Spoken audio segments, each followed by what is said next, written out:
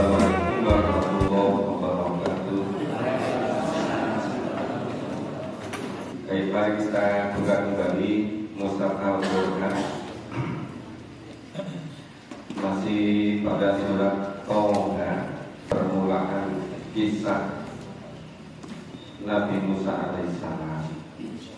Kemarin sudah kita baca mulai ayat 9 sampai 16. Itu awal pengangkatan jadi Nabi, jadi Rasul. Sekarang mulai ayat 17 itu Allah memberikan mukjizat, berbagai jenis mukjizat kepada Nabi Musa. Kita baca mulai ayat 17. A'udzu billahi minasy syaithanir rajim. Bismillahirrahmanirrahim. Ya, kita pahami dulu. Allah bertanya kepada Musa, "Wa matil kabiyaminika ya Musa." Apakah itu yang ada di tangan kananmu, ya Musa? Yang ada di tangan kananmu itu apa?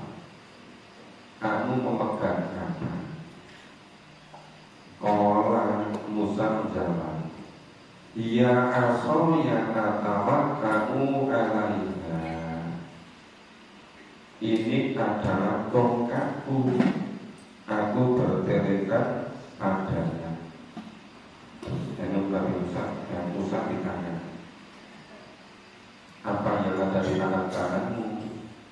Musa jawab, ini tongkatku, aku gunakan untuk berterikat padanya, untuk sandaran, untuk pegangan gitu. Maka musubiha ala gonami, dan aku pukulkan daun dengannya untuk kambingku. Jadi tongkatnya untuk merempeli bodoh, dipukul pada daun, daunnya terus jatuh untuk makan kambingnya. Jadi wa aqusu biha la ghanami wa liyabiha wa haribu ukhra, dan baik itu ada lagi keperluan yang lain padanya. Jadi Musa punya tongkat biasa dipegang di tangan kanannya. Allah bertanya, itu apa yang ada pada tangan kananmu? Musa menjawab, ini tongkatku, aku gunakan untuk sindiran, aku gunakan untuk apa itu, untuk pentung gitu. Apa lagi tongkat? Itu kalau enggak besar Quran kan, menghalau kambing juga kan. Nah, terus untuk mukuli daun-daun, abangnya untuk kambingnya. Nah, terus untuk yang lain-lain gitu. Terus Allah berfirman, "Qala al-qiha ya Musa." Allah berfirman, lemparkanlah tongkatmu, hai Musa. Jadi Musa nggak biasa melemparkan tongkat. Ya, tongkat itu ya digunakan untuk ya pegangan, digunakan untuk bersandar, digunakan untuk merangkali daun-daun, digunakan untuk menghalau kambingnya dan lain-lain. Tapi ini Allah perintahkan supaya tongkatnya dilemparkan. Ada yang sudah pernah melihat tongkatnya Nabi Musa? belum ya, berarti sama itu.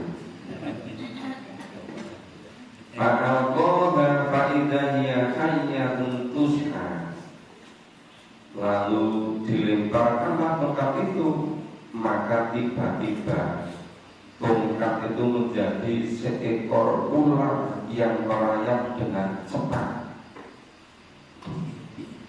Nah, jadi Allah perintahkan kepada Musa untuk melemparkan tongkatnya. Tongkatnya dilemparkan, jadi ular merayap sangat cepat. Yang model sekarang itu begitu ular tongkat dilemparkan, jadi makan uang kripto gitu.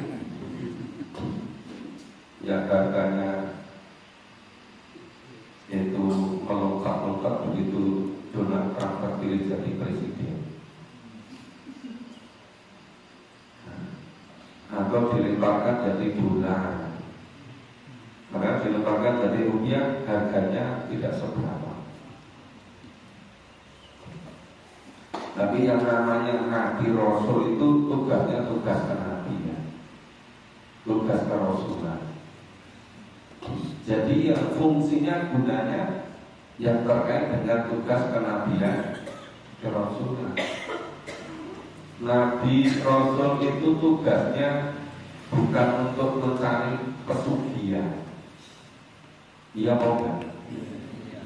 Tugas Nabi, tugas Rasul itu untuk umatnya, untuk mengesahkan Allah, mentauhidkan Allah, memahasucikan Allah. Ya, tugasnya itu untuk membimbing umatnya menghambakan diri semata-mata pada Allah. Dan itu tugas kerasulan, tugas kenabian itu yang kemudian dibina oleh mukjizat. Nah, salah satu mukjizatnya tongkat, cahaya putih, ya, bersinar sangat terang. Ini belum yang ingat kalau pas pengajian listriknya mati, nggak usah repot-repot kan, cukup masukkan ke ketiak nanti jadi terang. Nggak usah beli zat-zat yang lebih irit kan. Ya. Itu luar biasa mukjizat Nabi Musa. Nah, kemudian itu sebagai mukjizat yang lain pula. Nah, disebutkan min ghairi su'in ayatan ukhra. Jadi itu jenis mukjizat yang lain. Terus untuk apa itu? Linuriyaka min ayatinal kubra. Untuk kami Allah perlihatkan kepadamu sebagian dari tanda-tanda kekuasaan Allah yang sangat besar. Jadi mukjizat-mukjizat yang terbesar yang Allah karuniakan kepada Musa dijelaskan di ayat 17 sampai 23. Kemudian kita lanjut mulai ayat 24. A'udzu billahi minasyaitonir rajim. Ya, kita pahami. Idhab ila fir'auna innahu tagha.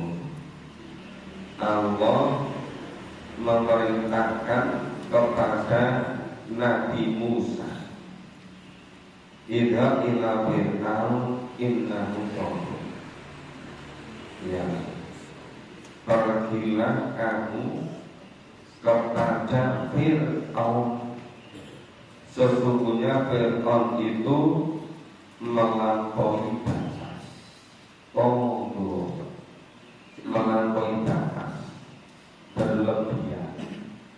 Sampai melampaui batasnya, Fir'aun sampai mengklaim dirinya sebagai Tuhan. Ya, anak Rabbukumul A'la. itu sudah banget keterlaluan kanti banget. Itu togo. Sekarang banyak orang yang togo ya.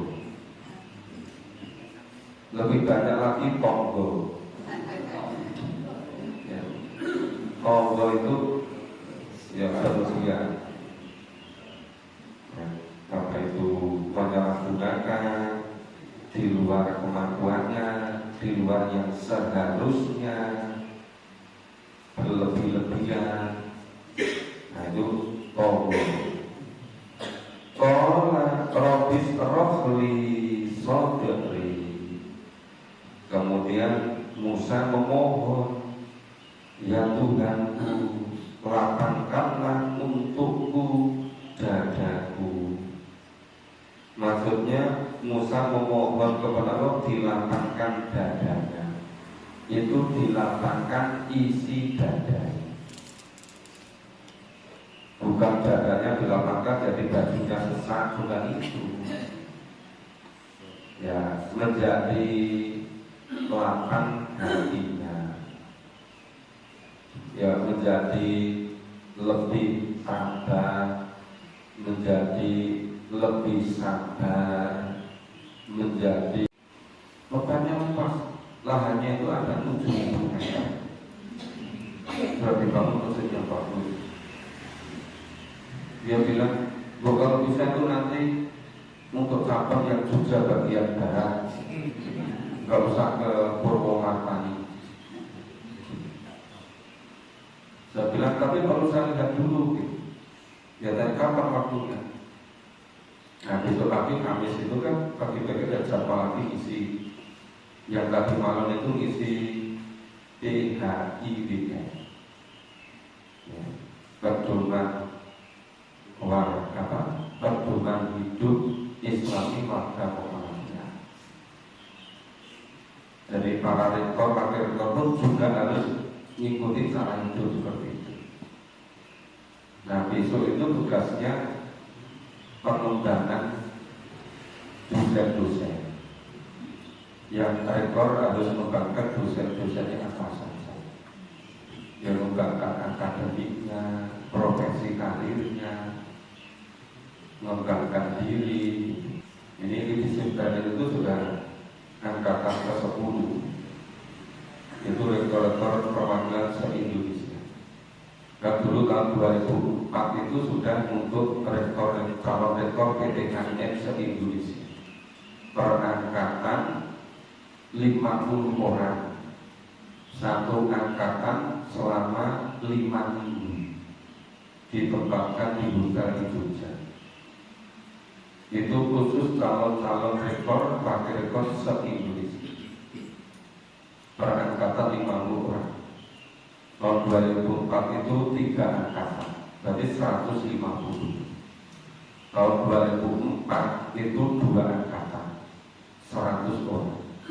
Jadi lulusannya sudah 250. Itu dari tahun 2005, 2006. Sekarang hampir semuanya sudah pernah jadi. Dan beberapa angkatnya sudah kembali pada Allah. Karena di grupnya sudah tidak ada, kan sudah kembali. Kemudian diteruskan mulai diangkat 2010 untuk rektor Perguruan Tinggi Muhammadiyah Kasih. Sekarang sudah angkatan ke-10. Nah besok pas itu saya bilang, sebenarnya besok siang ada waktu sebentar. Nah mau disampaikan itu, habis itu nanti terus acara PP, tempatnya di Unisa, setelahnya sampai maghrib. Makanya memang ini hari-hari padat. Terus ada yang login, kapan pakai surah padat ini? Ya padat, ya pengen padat. Nah jadi sudah saya sanggupi yang di sana. Sanggupi baru sanggupi melihat loh ya. Belum sanggupi untuk memulai dilihat dulu, memungkinkan dan. Jadi kalau memungkinkan ya disanggupi isi nanti diatur, jangan kerak-kerak. Nanti kalau kerak kamunya habis di perjalanan, karena rumahnya jauh kan, bisa 1 jam kan sisa. Apalagi jalannya padat. Oke, kembali ke sini. Ini tadi tugas kenabian, tugas kerasulan. Jadi Nabi Musa meminta Allah, "Wayasirli amri." Ya Allah, mudahkanlah segala urusanku. Lah urusan Nabi Rasul itu ya berdakwah. Makanya kalau Bapak Ibu ingin memperoleh kedudukan ya yang dekat-dekat dengan Nabi, dengan Rasul, harus mau meneruskan tugas kenabian, tugas kerasulan. Karena setelah Nabi Muhammad tidak ada lagi Allah mengutus Nabi, Allah tidak lagi mengutus Rasul. Yang teruskan siapa? Ya orang beriman yang mau. Siapapun orang yang mau meneruskan tugas kenabian, tugas kerasulan untuk berdakwah. Nah itu nanti siapapun orangnya yang mau akan memperoleh kedudukan yang mulia juga. Insya Allah akan termasuk ashabul awalun dari kalangan mutaakhiri. Walaupun persentasenya sedikit, tapi jumlah orangnya bisa relatif. Kalau orang-orangnya mau, ya bisa jadi banyak. Makanya saya itu ngajak Bapak Ibu setelah mengikuti, ya setelah bersama-sama memahami Quran, sudah bisa merasakan bedanya sebelum mengikuti memahami Quran dengan sudah bisa merasakan. Apa yang dirasakan Bapak Ibu diceritakan pada yang lain. Cerita ini loh sing tak rasane. Terus ini gimana masuk perasaan dicerita-cerita ini? Dan kalau nggak ceritakan jangan nggak ngerti kan? Nah, dulu sebelum istiqomah memahami Quran, misalnya itu kegiatannya hanya masalah duniawi saja. Tapi sekarang lebih banyak mengikuti apa isinya Quran. Dulu sebelum bersama-sama Quran, kenalannya terbatas. Ya. Kalau Pak Sigit dulu sebelum ikut yang di teman bergaulnya itu saja kan. Dulu belum akrab dengan Pak Aris ya, dengan Romo Fauzi belum kan. Nah, sekarang jadi akrab semua kan. Nah, ini untuk usia-usia kita kata masa itu bukan hal yang mudah. Banyak loh keluar usia 60-an ke atas, 60 ke atas itu mulai ditinggalkan oleh kawan-kawannya, mulai kesepian. Ya moga. Loh kalau Bapak Ibu bersama-sama terus, apa merasa kesepian? Enggak kan? Coba tanya sama Pak Sudiono sama Ibu, setelah bersama-sama merasa kesepian enggak? Paling kalau masih merasa kesepian ya lihat jenguk cucu gitu kan. Nah ya. Artinya ini selain kita betul-betul menyiapkan akhiratnya, insya Allah duniawinya juga terbawa akan mengalami ketenangan, kelapangan, kedamaian, ketentraman, dan begitu. Ya itu semua karena Al-Quran, karena firman Allah. Maka ikuti ini doanya Nabi Musa. Jadi wayasirli amri. Ya Allah, mudahkanlah untuk urusanku. Jadi yang pertama tadi memohon kepada Allah supaya dilapangkan hatinya. Yang kedua, supaya dimudahkan segala urusannya, ya, termasuk ngurus anak cucu sudah dimudahkan. Wahlul 'uqdatam min lisani, ya Allah, lepaskanlah kekakuan dari lidahku. Ini Nabi Musa alaihissalam ngomongnya agak apa soalnya? Ya, agak beda. Karena waktu kecil itu megang api, malah apinya dibasarkan ke mulutnya. Tapi dengan itu justru dia yang menjadi seorang nabi. Tapi memang Nabi Musa merasa tidak begitu masih ngomongnya. Maka nanti dia mohon kepada Allah untuk saudara kandungnya Harun itu juga diangkat jadi nabi. Alasannya Nabi Musa, ini saudaranya ini Harun ini ngomongnya lebih jelas, bicaranya lebih jelas. Tapi ini Nabi Musa memohon kepada Allah, wahlul 'uqdatam min lisani, ya Allah, lepaskanlah kekakuan dari lidahku. Wa yaqulu qawli, supaya mereka mengerti perkataanku. Ini mereka siapa? Mereka yang didakwai. Ya, ada Fir'aun, ada Qarun, ada Haman, ada fitnah-fitnah yang lain. Ya, para pengikutnya, umatnya, kaumnya itu. Nah, supaya yang didakwai itu mengerti apa yang disampaikan oleh Nabi Musa, supaya jelas, supaya gamblang, bukan sekedar omong-omong. Kalau omong-omong itu kesannya kurang begitu sungguh-sungguh gitu kan. Tapi ini tugas dakwah, tugas ngajak kepada kebaikan.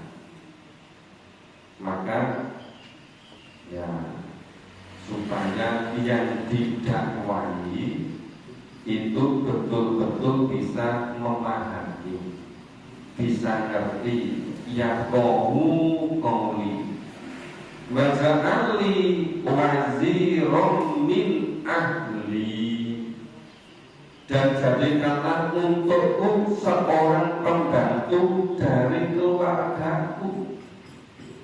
Ini permohonan Nabi Musa kepada Allah untuk saudaranya dijadikan pembantunya. Siapa itu? Harun akhi, yaitu Harun saudaraku. Ya, ustud bihi ayatni, teguhkanlah dengan dia kekuatanku. Nah, jadi supaya saudaranya Harun ini bisa melengkapi kekuatan Musa, supaya menambah teguh kekuatan Musa untuk berdakwah. Walaupun tidak selamanya sesuai yang diharapkan oleh Nabi Musa. Ketika Nabi Musa ditimbali Allah ke Bukit Tursina, Bani Israil dipimpin oleh Harun, saudaranya Musa. Gur ditinggal 40 dino, kok malah gawe patung anak sapi. Berpatung anak sapi ini contoh buat dari emas yang tipis, nek dilempari pakai pasir, pakai kerikil, kena angin bunyi senengnya rakyat bakar. Rumongso Tuhan itu bersuara. Ini gara-gara sapi ini menyesatkan. Coba Bapak Ibu bisa banyak, bisa merasakan, mikirkan secara cermat. Loh, Bani Israil dibimbing oleh dua nabi bersamaan. Sama satu nabi tinggalin 40 kilo, itu sudah lari kemusyrikan. Terus Nabi Muhammad meninggalkan umat Islam sejak kapan? Sejak bapak kan? Jadi saya kasih lari ke kemusyrikan, ya wajar. Kalau waktunya sudah lama, makanya supaya tidak merasa ditinggalkan oleh Nabi, terus berpegang teguh pada Al-Quran dan Sunnah. Itu caranya begitu. Kalau nggak begitu, nanti bisa melebihi Samiri, bisa melebihi Bani Israel. Kalau Bani Israel yang disembah, yang disembah Tuhan, patung anak sapi. Nanti kalau kita nggak hati-hati, yang dipertuhan, nanti malah kesenangan duniawi. Misalnya apa? Menangnya tur saja kalaki pengajian. Betul kamu datang masjid, betul masjid. Oh, nembe piknik. Lo piknik ini kalaki pengajian. Nek golek waktu piknik secara bersama di pengajian orang iso. Betul sakit tuh. Lalu dino itu terjadwal pengajian nih. Oh, nek nonton nggih boten sampai piknik mawon. Mungkin nek piknik bareng-bareng mawon. Teng Masjid Putih itu sekaligus sama pengajian. Enak kan? Ya toh saya setuju mungkin sedikit ibu-ibu. Bapak-bapak ini menarik. Jangan bapak-bapak mau sampai piknik bareng ibu-ibu baik. Nah, mau sok beriman orang seneng bareng mau beriman. Mau beriman itu jenis seneng ya karo wong beriman. Pikniknya kan pundi, ya piknik ngangkat perkara nonton video Merani meletus 2010. Nah, mungkin enten Purwokerto ini kepanasan kan berikut dan adem. Ya enggak apa-apa kan sekali-kali. Sambil nanti di dekatnya ada masjid yang bagus. Masjid Al-Bir, ya, Masjid Al-Bir yang dibangun seperti sini Jumatan, yang bangun dari Timur Tengah dananya, cuma lebih bagus, lebih jalan besar, bagus besar, halamannya luas, kamar kecilnya banyak, nah, airnya dingin. Walaupun siang-siang akhirnya tetap dingin karena udara di sana lebih dingin. Oke, kembali ke sini. Jadi ayat 31 ya, itu kenapa Nabi Musa memohon kepada Allah agar saudaranya yang bernama Harun itu juga diangkat menjadi Nabi. Itu untuk memperteguh Nabi Musa supaya tambah kekuatannya.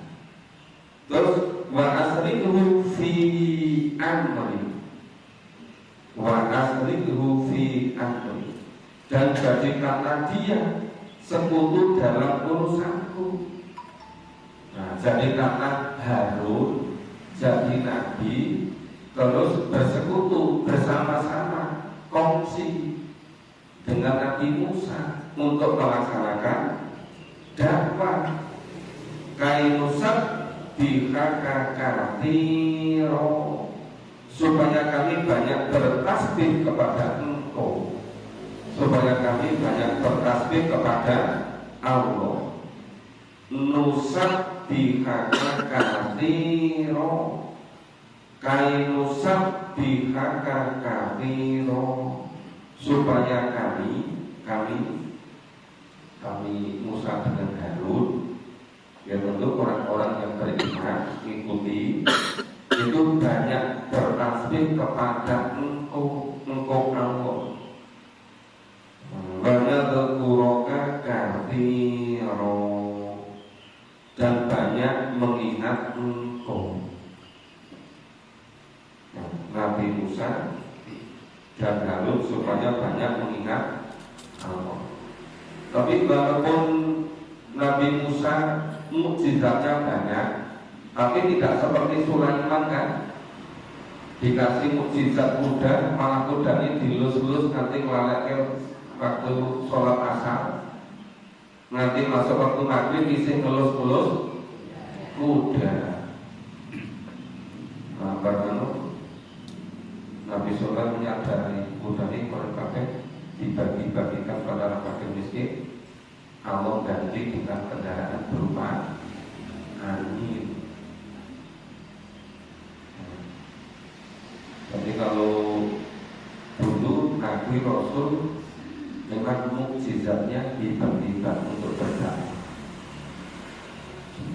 Nah sekarang dakwah ya semampu kita. Yang mampunya jalan kaki, ya dengan jalan kaki insya Allah nanti betul-betul jadi saksi di hadapan Allah. Kalau nggak mampu jalan kaki ini mulai pegel-pegel, ya pakai GL, genjot langsung. Kalau pakai GL, ya soalnya roda kosong, ya pakai, ya nggak usah pakai genjot, pakai motor. Nanti kalau pakai motor, hujan masih hujanan, tapi panasan, ya pakai motor yang helmnya besar, pakai mobil, iya kan? Nanti kalau jauh gimana? Antar pulau, antar kota, bahkan antar negara. Ya kalau pakai mobil capek, ya pakai pesawat. Kalau pakai pesawat terbang bayar mahal, pakai pesawat telepon. Dakwah dari sini secara online gitu, lebih irit kan? Ya iya, itu betul ke daerahnya Pak Lubis Bu Andi dari Makassar, nanti jalan lagi ke sana ke Pare-Pare. Nah, bolak-balik datang ke sana nggak bukan waktu kan? Nah, tapi ngajar di sana cukup secara online, nggak usah datang ke sana. Kalau begini, dulu sebelum tsunami bolak-balik ngajar ke Palu, Sulawesi Tengah. Kata dokter yang baru jadi kita dulu dampingi akademiknya, berdiri terus suruh ngajar. Jadi bolak-balik ke Palu, tapi ternyata di Palu nggak sakit. Di Palu tidak. Itu di Sulawesi Tengah. Kalau di Jawa di Palu sakit. Kalau di Sulawesi Tengah tidak sakit. Oke, kembali ke sini. Jadi ini semuanya untuk apa? Untuk memperlancar dakwah. Kemudian untuk memperbanyak tasbih kepada Allah, untuk memperbanyak zikir kepada Allah. Ini hikmahnya apa? Hikmahnya itu pada kita ini, kalau Allah memudahkan memberi pada kita berbagai macam kenikmatan, apa tempat masjid bagus yang lebih bagus, yang lebih nikmat, lebih nyaman, atau kendaraan mobil yang lebih bagus, itu seharusnya itu semakin lebih mengingatkan pada Allah, lebih nambah zikirnya pada Allah, lebih banyak bertasbih pada Allah. Jangan ketika masjidnya sudah lebih bagus, duduk langsung tamanul qulub. Pokoknya kalau ingin hati tenang, damai, salam, kuncinya satu, ke masjid kelurahan. Syukur nanti ditambahin AC. Mau enggak? Bapak Ibu. Engkau ada berkat bentuknya. Tambahi AC di Bapak.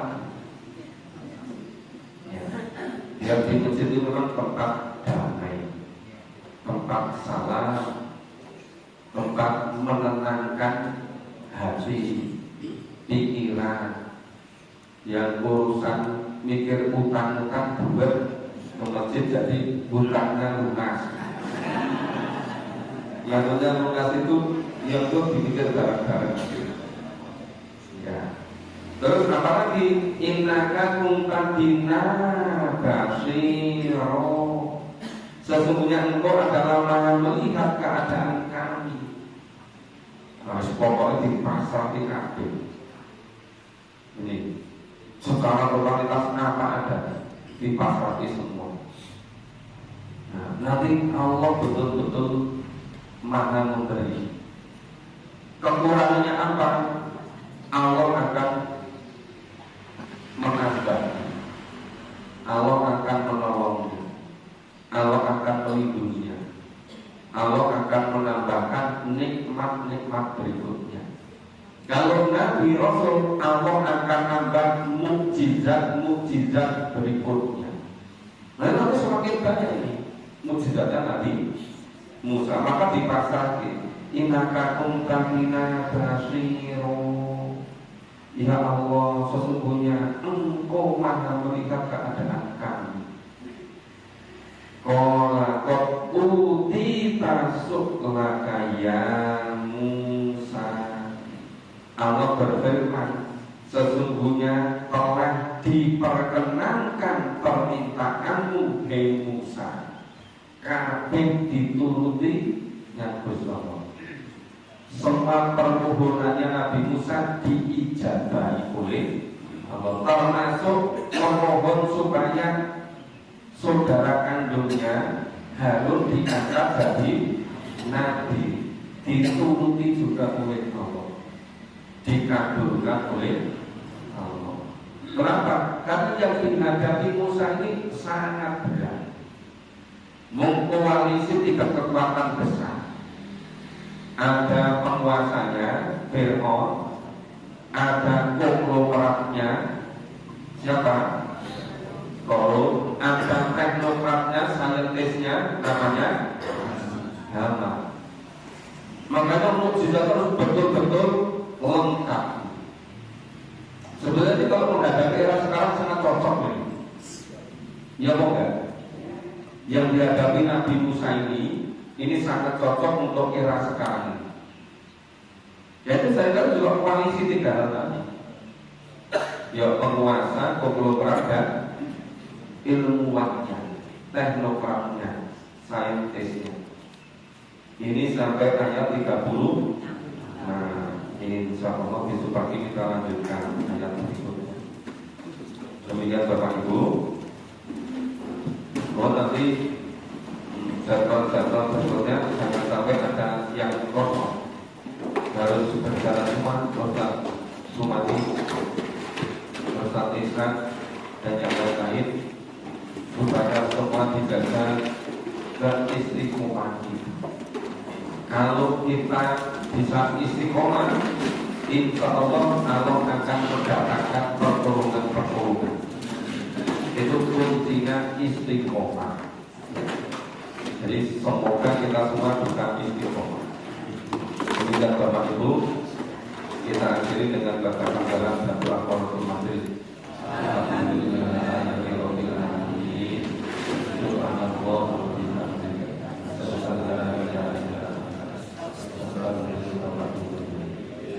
Assalamualaikum warahmatullahi wabarakatuh.